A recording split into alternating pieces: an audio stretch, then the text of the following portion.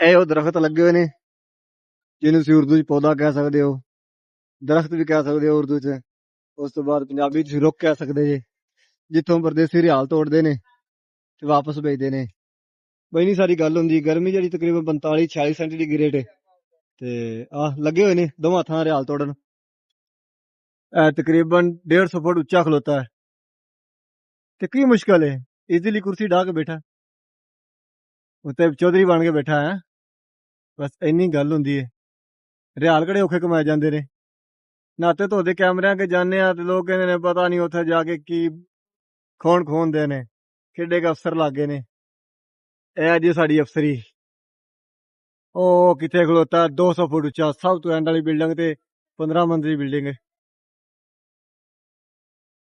ਇਹਨਾਂ ਦਾ ਮੁੱਲ ਪੈਂਦਾ ਘਰ ਗਿਆ ਦਾ, ਜਦੋਂ ਘਰ ਜਾਂਦੇ ਨੇ ਨਾ ਤੇ ਉਹ ਕਹਿੰਦੇ ਨੇ ਤੁਸੀਂ ਕੀਤਾ ਕੀ ਏ, ਆਸਾਨ ਕੀਤਾ ਜੇ।